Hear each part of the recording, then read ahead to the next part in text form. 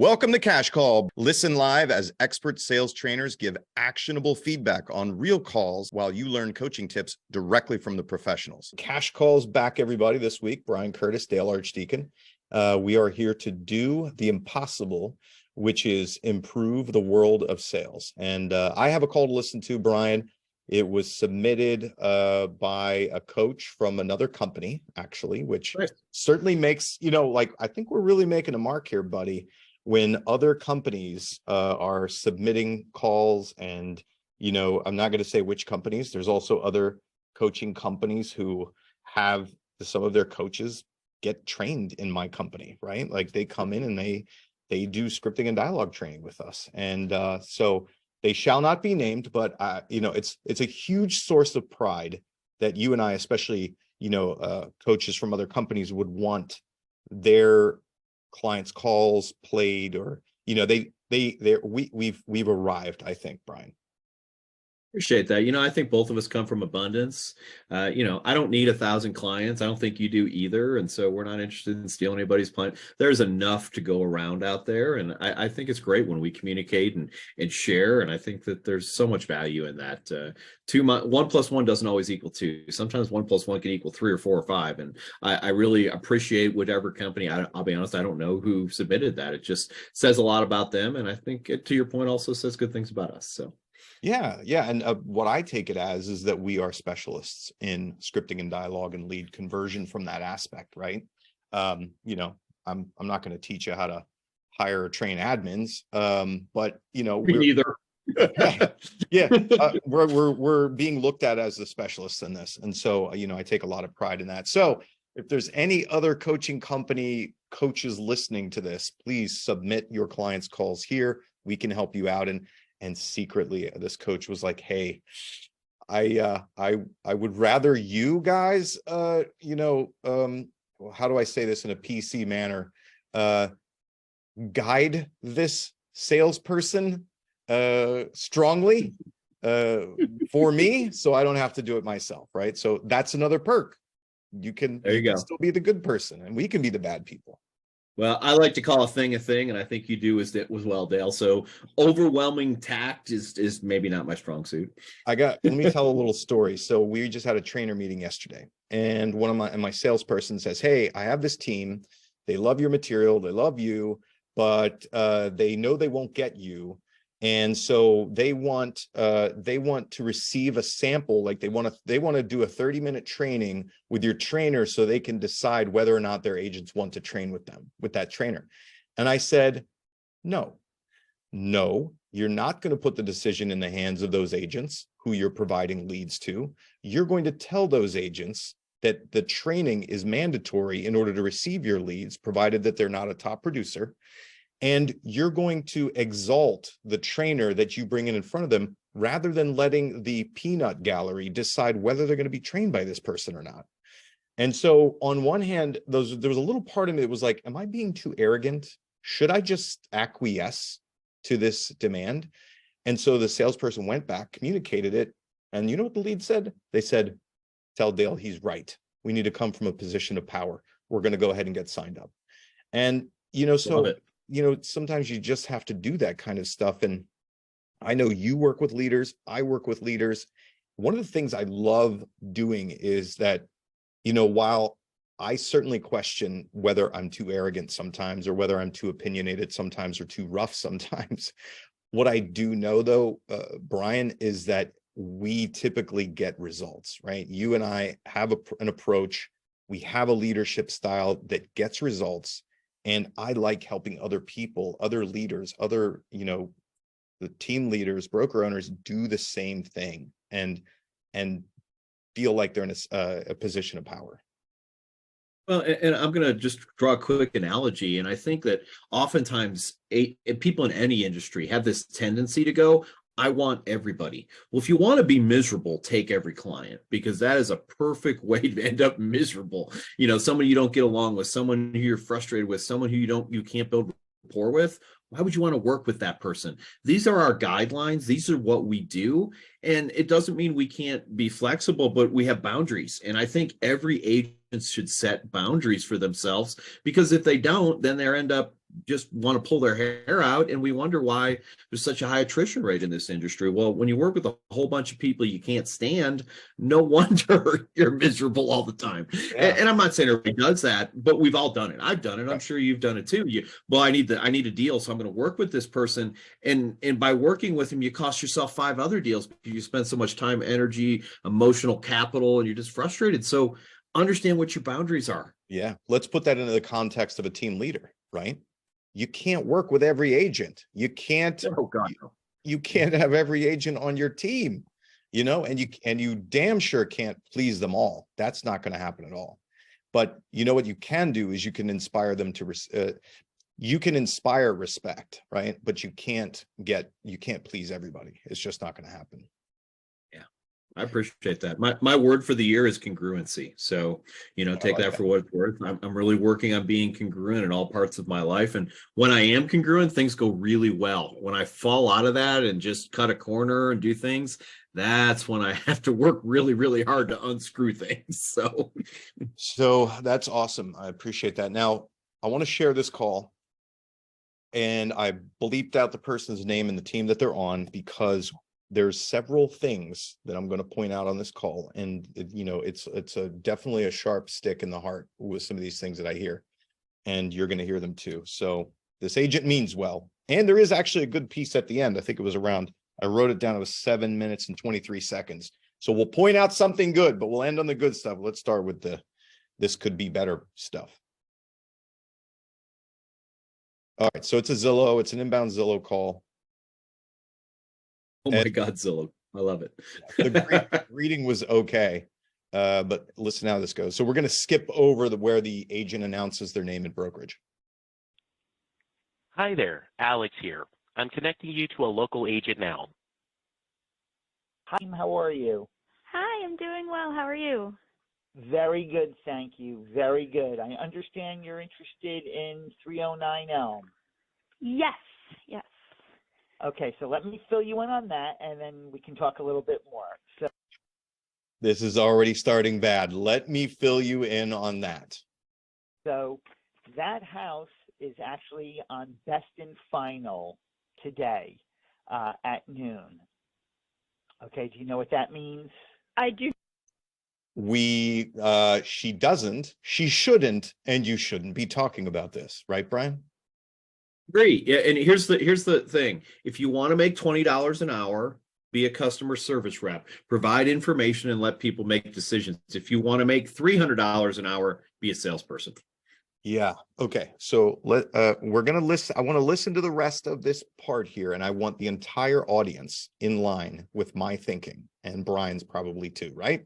Which is the sole purpose of me receiving an inbound lead, regardless of its source, is for me to quickly and as best as I can determine, are you a ready, willing, and able buyer or seller, and build rapport with you. Okay.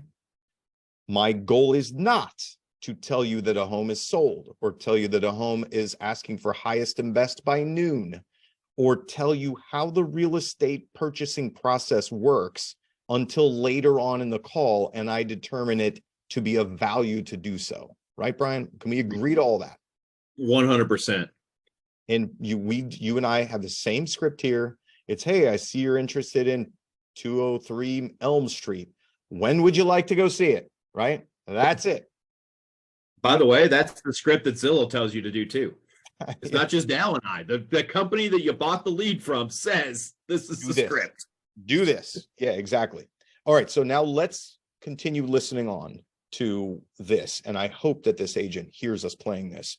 And I hope the agent gets it drilled into his head that not all of this stuff could have led to him losing this lead. I can let you know he didn't lose the lead. She stayed with him, but there's so many ways that this guy could have lost this piece of business by doing it this way.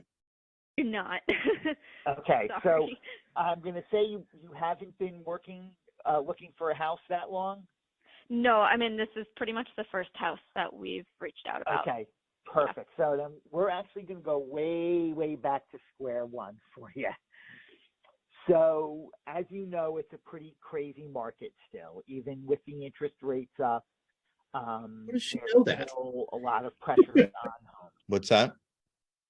How does he know that she knows that? Or he doesn't know. Exactly. He's informing her. Like, why? What does this have to do with, are you a ready, willing, and able buyer or seller? This has nothing to do with it, right? Nope. What he's doing is he's excusing the fact that the home that she called about is in latter stages of negotiating an offer. That's what he's doing, right? Get that out of your head, man. Like, that is not where you need to be.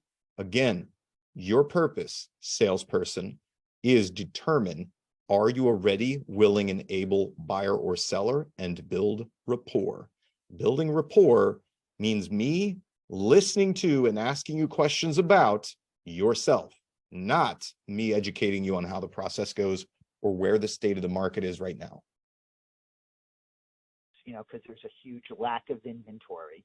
Where do you currently live? We're in Hoboken right now. You're in Hoboken, so you're doing the move to the burbs. Yes.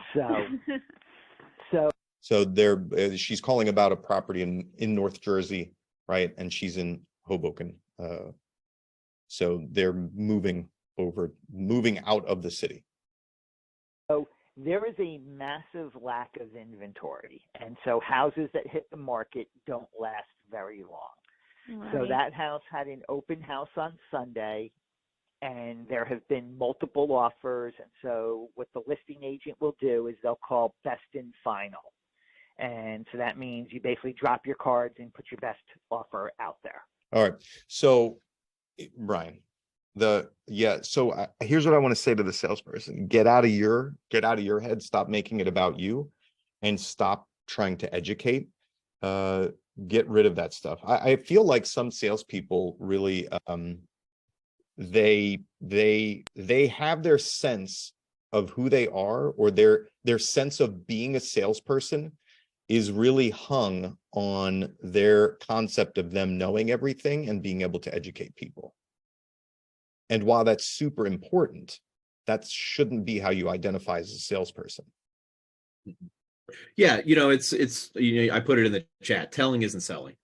And so many people want to impress you with all the things they know. Nobody gives a rip how much you know until they know how much you care. Like we're just boring. Like, I'm bored. Yeah. Where are we at? Where are we at? We're a minute 35 seconds into this conversation with this person, right? And if I had this salesperson as a student, I would probably, and this is what their manager should do, right? Or their team leader, whoever it is, or your trainer, they should play your calls and they should stop them within a minute and ask you what you know about this person. And it can only be what the person has told you and not what you've guessed, right? And then stop it at 2 minutes. What do you know about this person, right? And it can only be what they've told you and not what you've guessed. I feel like for this person, because of, I can tell his communication style in his natural life is causing him to communicate this way with this lead. And he would need that sort of specific training to break him of that for sales practice, right? Yeah. I mean, and again, nobody wants to hear from you. This woman did not call to get educated on highest and best. She didn't get called, and that's not what she called. She wants to buy a house. I think she wants to buy a house. I don't even know, but she might want to buy a house. Right. Yeah. That's so funny. It would be really funny if she was like, "Oh, I'm sorry. I thought I was calling the like DoorDash or something." And now I just got an education on the real estate market. Seriously, maybe she wants to rent it.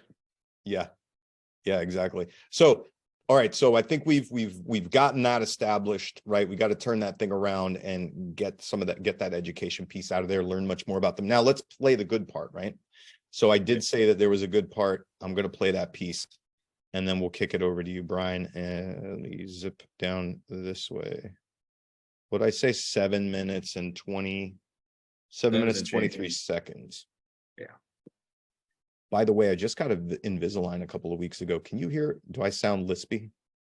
You do not. You sound fabulous. All right, good. Thank you, Brian. I got a fabulous from Brian Curtis, everybody. Okay. So I'm going to play this part. Also going to get an email from Zillow asking if you're using us as your realtor.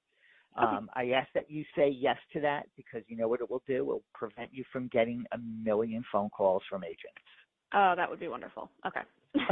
There we go, everybody. All right. Good job, mystery agent. We got that piece in there. Just remember, man, close everybody. What he did is he closed the door behind him. He said, hey, I'm your sales guy or woman. Let's close the door behind us to any of the other competition. And he put it in terms of what the benefit to her would be. And I would add this after you do that, assuming he's been on the phone with her for 7 minutes. I hope he's got some rapport. I would also say, hey, by the way, Zillow's probably going to call you and ask you how I did. Is there any reason you wouldn't give me a 5-star rating? And get a little, no, absolutely perfect. Well, I would really appreciate that. We consider anything less than 5 stars failure. So I really appreciate that 5-star rating. And why is that important? Because Zillow has a scoring system and it does matter for all those of you who are working with Zillow leads. Yeah. Good. Brian, what do you got for us today, sir? I got kind of a funny call. We're going to laugh at the first 10 seconds of this call or get frustrated, one or the other. And huge opportunity missed in my opinion here. And I'm going to play it. It'll make sense, but we can't miss opportunities. And it kind of comes down to what we had with this call too, is what is the purpose of a phone call? And I think it's important. This is a reach out to a realtor.com lead. So it's not a direct connect. We called them. So I think that's an important part of that. So did they inquire on a property or did they just register? They inquired about a property. Okay. That's right. So the front end of this is either really annoying or really funny. Here we go. Hello. Hello. Hello. Hello. Hello. Hi, Can can you you hear me? Yeah, I can hear you. Hello. Hello. Hi, this is Realty Group. Hi there. So the person's name was in there. I cut that out. That's why I said this is Realty Group. So I cut their name. Wow. Hi. Whom am I speaking with? So I want to say this. That does happen sometimes when you have those bad connections. Patience. Have a little bit of patience. Don't say hello, hello, hello, hello, hello. So, and then once you figure out that they say you, make sure you go back into your intro script. So anyway, I'll play a little bit more. I just thought I'd leave that in there. It was kind of funny. My name is Joey. Did you get my name through realtor.com or? I did, ma'am. Okay. I was talking with her about a home. I didn't know. Maybe she talked to you. I don't know who. She suggested I talk with the listing agent, but I don't know who that is. Do you have information on what my call was? Now watch this. This is actually really well done. And I'm going to just rewind that just 10 seconds, but listen to what he does with this when he does this. This is good. Do you have information on what my call was about? I have all the information you'll need. I just need the address to the property. Got it. Instead of, I got the address. You don't need the is listing 8 Grampian, Grampian Drive in Bella Vista, Arkansas. Pause it. Now this agent gets a gold star if after she transmits the address to him and he says, if he finds her or whatever it may be, but the next thing he does is, okay, great. Now, did you have questions or would you like to book an appointment to go see it? Right? We'll listen to what happens. Okay. Okay, so I have a Grampian and a Grampian. Is it with a P or a T? It's with a P. Okay. That's so funny that there's two of them in Bella Vista. Yeah, well, that's Bella Vista for you. So, yes, this house is, they're taking backup offers, so it is active. Okay, so they are still taking backup offers. All right, pause it. What we were Pause it. All right, so that's a training opportunity for the guy, right? Yep. Don't give any info on that. So let's see what happens next. told us that they were waiting to see if the cable company was going to get hooked up. Otherwise, there was no internet there right now or TV. It's something we can live without for a short time, but I don't know how long a contingency can continue to be held before it's said, okay, enough time has passed. But if they're taking backup orders, I guess, backup offers, then Yeah. I guess that's the route we need to go. Okay. And what is your phone number? I don't like that. Part. 815 Don't know why I asked that, but that's okay. 931 He called her, so why he needs her phone number? I don't know. 0006. Yeah, good point. Okay, Forgot it Joe. wasn't inbound. Yeah. Is it a property that you've already seen in person, or would you like to go and see it? We went by there a couple of weeks ago, and the door was open, so we actually walked through it. New construction. So we have seen it. We have not seen it with the real estate agent, however. Okay. I mean, there's really not a whole lot different other than if I go with you, I can help pick out flaws and things that, you know. So I feel like I want to stop that. I feel like he tried to build a little bit of value, but he should, in my opinion, he should not have framed, there's not a whole lot different. Because basically saying I'm bringing a ton of value to you, but there's a little bit of value I have. So I would just take that out. I would say, it's always a good idea to go meet in person, and that way I can help you and answer all your questions and get the, show a value, but don't say there's not a lot of value. Yeah, you could tell that I agree with what you just said. And you could tell that she was open to an agent when she said, we haven't been through it with an agent. Yes. So now I know, you and I heard that. That's a clear indication that she already has some kind of value around agent, and I don't need to create one, right? I don't need to argue against something that isn't an argument. Yes. Yeah. Don't close an objection that doesn't exist. Yeah. And you know what, man, I don't know what the age or the years of experience of this salesperson we're listening to is, but I think that just you and I being old guys with lots of sales experience, hear those cues that you have to learn over time as you develop your, experience level. Yeah. And he's a relatively new guy, less than a year, really. Okay. Yeah. That's something that you and I can hear. And I think it's good when we have listeners who may also not have the same amount of experience that we have, we can point that stuff out, right? Those are just some verbal cues that are things that you pick up. Yeah. Yeah, absolutely.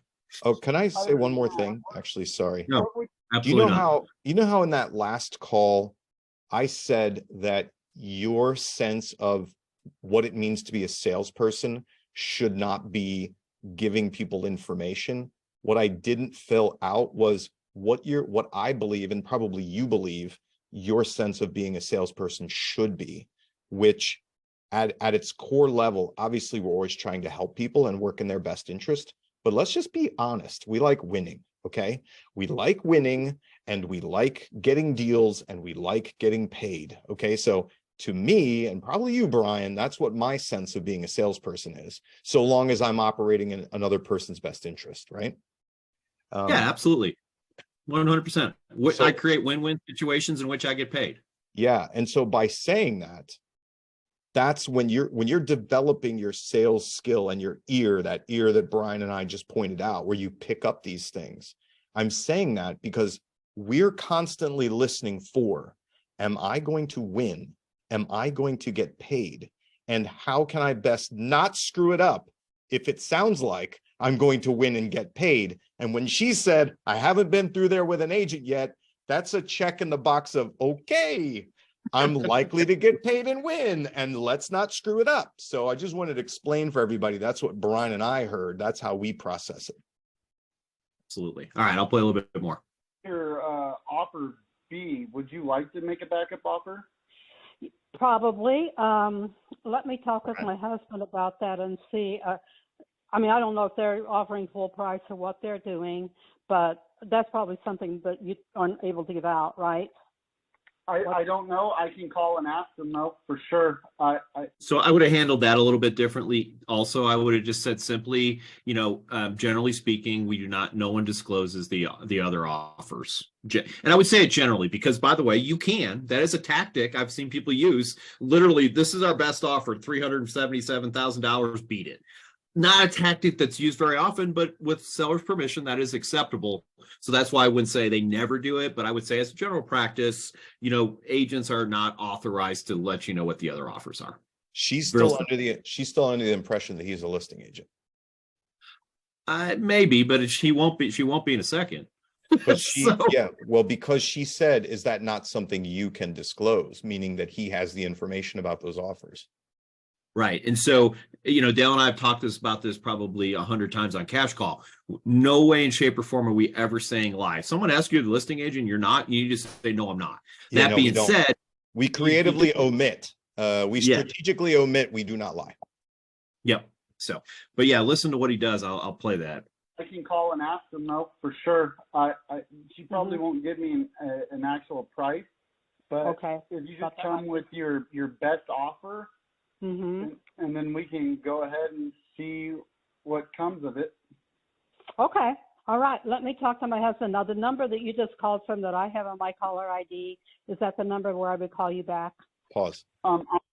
All right. So listen, I feel like at this point he kind of had to put the cards on the table because she's talking about offers and what do you know about the other offer? And I would have handled it just a little bit differently. Me And too. Go ahead. This is something that just happened in a real life situation where my wife was negotiating on trying to secure a deal. And so in that moment when she said, well, do you know what the other offers are? I don't know if you can talk about that. What I would have said is, hey, you know what? Let me do this first. I want to help you make the strongest offer you possibly can. I'm going to reach out to that listing agent and get as much information as I possibly can to make us as competitive as we can be. Let me get back to you with that. And then we'll talk to your husband. Let's jump on a call together, me, you, and your husband, and discuss what the best next approach would be. So I want to maintain control of that. I want to look like I'm going to work. And I would go and try and get as much information as I could from that listing agent to try and win that deal. Yeah, and I would do something very similar. So what he ends up doing, I'm not going to play the last 17 seconds of the call, is basically he gives her his phone number and says, and she took control of the call. That's the other thing. I don't know if you noticed that, but she said, I'm going to talk to my husband and I'm going to call you back. What's the best number to call you at? He provided the number and that's how the call ended. Here's what I would have done differently. Hey, I'm going to talk to my husband. I would have said, perfect. Why don't we do this? When's the best time for me to call you back with you and your husband? Because what I would love to do is, if you're interested in running an offer, is create a strategy. And I'll do some research and figure out, get as much information as I can about any of the other offers, because there are multiple offers. So I want to make sure that we can put together a strategy so that you can make the offer that's the best offer for you. Yeah. What time would be best for me to get back with you? Because here's the problem. She's going to go talk to her husband. She may not call back. Right. Exactly. And the husband might go, you know what, honey, we looked at that house and I liked it, but it seems like this is kind of a mess. There's a backup offer thing. Let's just go find something else. And all of a sudden we're driving down the road and they don't call this agent back. Right. Make sure that you set an appointment, or as Dale often says, next logical step. The next logical step is for agent, husband, and wife to get on a group call, a Zoom meeting, an in-person meeting, a meeting at some kind of meeting, and we should set that now. And if she says, well, I don't know when he's going to be available, perfect.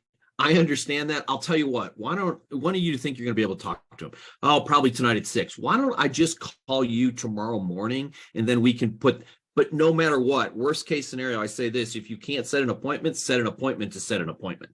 Yeah. So, it's just one of those things where you've got a live fish here. Don't let it off the line. Yeah, exactly. I generally follow a policy of believing that people will never get back to me. Nobody will ever call me back. Nobody will ever email me back or text me back when they say they will. I just generally follow that policy.